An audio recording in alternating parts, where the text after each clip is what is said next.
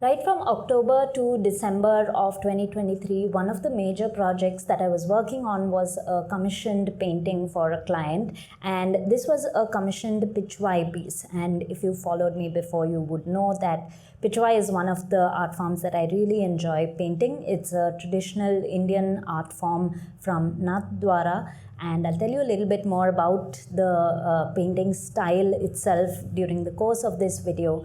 But through my process, and because this is one of the largest paintings I've ever done and it turned out so beautiful, I managed to record parts of my process. Unfortunately, I could not record every portion of it. I couldn't record every element because either I was painting at night sometimes where there wasn't enough light for me to record, or I was just so immersed in the painting process that I didn't want to, or I forgot to take out my camera to record. But the parts that I've recorded have come out really well, so I hope you enjoy watching it. I'll tell you a little bit more about the painting, about the style of the painting as we go along in the video.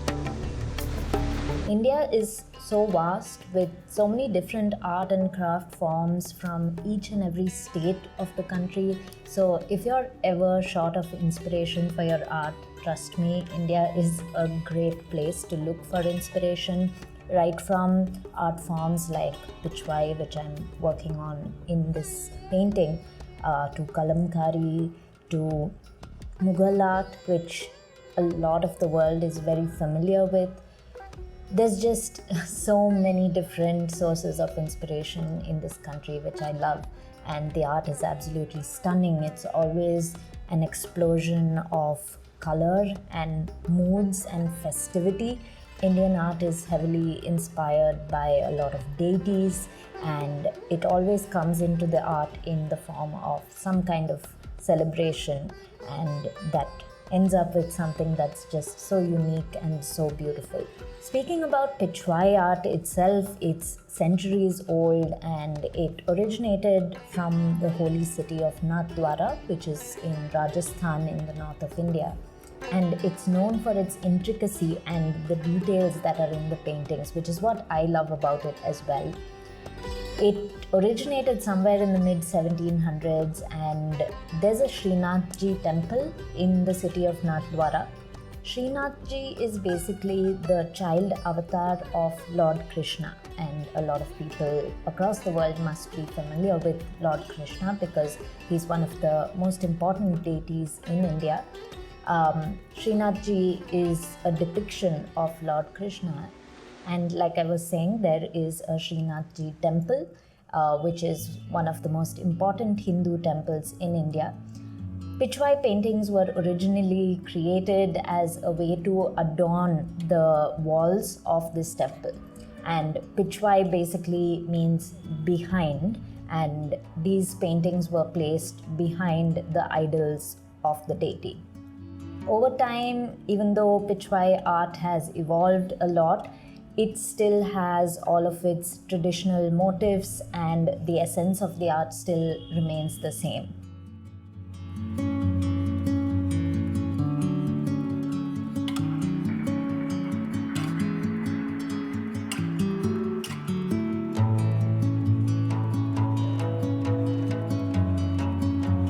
The cow depicted in Pichwai art has in fact become somewhat of a pop culture icon.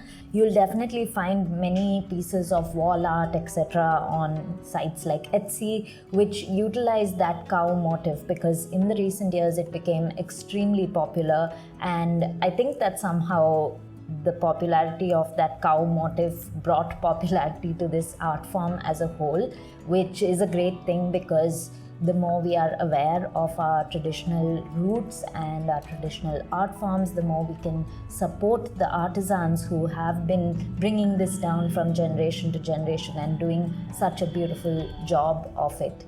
I personally just love the intricacy of this art form, and I love how it's playful and it depicts all these different flora and fauna in the artwork as well. In the more elaborate pieces, there's usually a peacock icon, there's always the cow motif, there's sometimes egrets and other kinds of water birds, and there's always these fish swimming around, and it's just really interesting. The more you look at it, the more details there are to see, and I absolutely love that. The artworks usually depict scenes that are representative of Hindu mythology, or they are depicting festivals. So in Pichwai there are many different types. I'm not going to go into the details of each, but some of them are Nand Mahotsav Pichwai, Sharad Purnima Pichwai, Lal Bagh Pichwai, Gopashtami Pichwai. So each of these are different festivals or different scenes that have been commonly depicted over the ages. And this particular painting which I'm working on is a Sharad Purnima Pichwai. Sharad Purnima is a festival celebrated on the first full moon day that marks the end of the monsoon season. So it usually has this moon motif which I've used in this painting. In case you're curious about the materials I'm using Winsor & Newton gouache. The paper is cold pressed, but it has somewhat of a hot pressed texture, and it's a Scholar acid-free paper.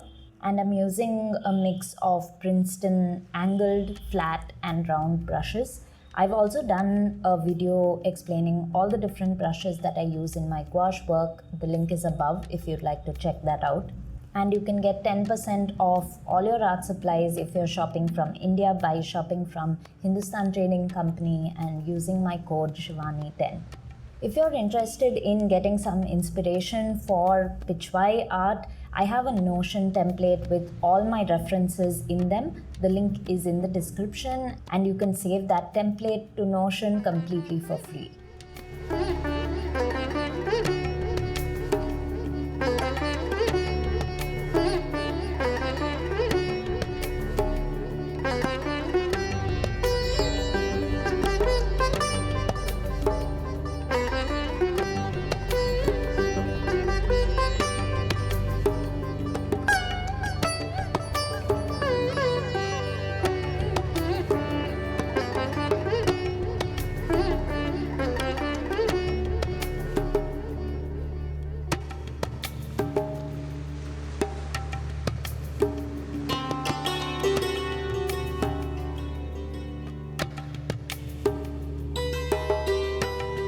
Once I'm done painting a piece like this, my next step is to then prepare it for prints before I hand over the painting to the client. So I just keep it with me for a few days and I finish that part of the process. So what that involves is either scanning or photographing my artwork before it's ready to be handed over. And ideally, I would also like to see a test print before I hand it over so that I have a good reference of the colors that are supposed to be in the print. To tell you a little bit about the printing process, what I do is called fine art printing, which is museum grade printing.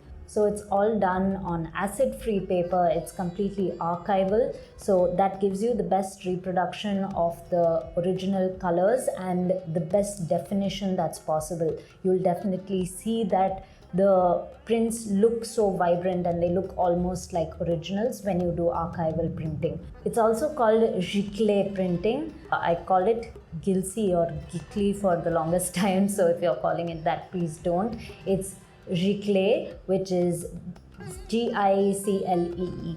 So I do that kind of printing, and when I paint something this large, which this painting is, it's about 2 by 3 feet, so that's pretty large, and it's obviously not going to fit in any standard scanner. So I would instead photograph my work. And with this particular piece, I had a lot of challenges in that photographing process. I tried photographing it in my studio, and even though the lighting in my room seems pretty consistent throughout, and I have 2 different directions of light coming in, I had a lot of challenges. I noticed that there were these mild shadows forming on parts of the painting. One section of the painting was looking a bit yellowish when photographed than other sections. And these are things that, unless I point it out to somebody, people probably aren't even going to notice it, but it just matters so much to me that it's the best possible version that I can provide to my clients. So when I'm photographing or scanning something to be printed in the future or whenever I want to, I need it to be the best possible. So I was definitely not happy with that, and that process went on for a few days. I tried really hard to get the best possible photograph of the image in my studio itself, but I really wasn't able to. So I then took it to a commercial studio, which is my absolute last resort. I would rather do it in my studio myself, where I'm more in control of it. But when something is so large, and if you're not able to photograph it with no shadows falling on the image, it's better to take it to a professional, because they'll use these large softbox lights and they'll be able to do a much better job of it. Of course, the colors in natural daylight are a lot nicer, but you can always edit that. What's more important is that you get consistent lighting throughout the image. Otherwise, it's pretty impossible to fix that on Photoshop. So I got that picture clicked, and now I'm going to be again editing that, and then I'll send it out to my printers and get another copy, another test print. I already got a test print with one of the pictures that I photographed at the studio, and I'm really not happy with it. So I will now try out another test print with the professional studio image. And my tip for you when it comes to printing is, even if you don't have printing top of mind right now, I would recommend that whatever piece of art you create, before you ship it out to any clients, before it leaves your studio, make sure you click a beautiful image of it where the lighting is consistent, and just store that with you, so that if at any time in the future, maybe even 5 years down the line, you want to offer prints, you have images of your past body of work to be able to offer that to future clients as well. So definitely photograph or scan your work. If your work is small enough, if it's like maximum A4 size, I would suggest you just use a scanner in your office itself. If not, you can always take it to a professional store and get it photographed. Either way, make sure you keep photographs or scans of your work, so that if you ever want to offer prints, you have that with you. If you're interested in my painting process or want to learn how to paint with gouache better, be sure to check out this playlist right here. It has all of my painting tutorials in one place, and I'm sure you're going to find lots of value there. Thank you so much for watching, and I'll see you in the next one. Bye.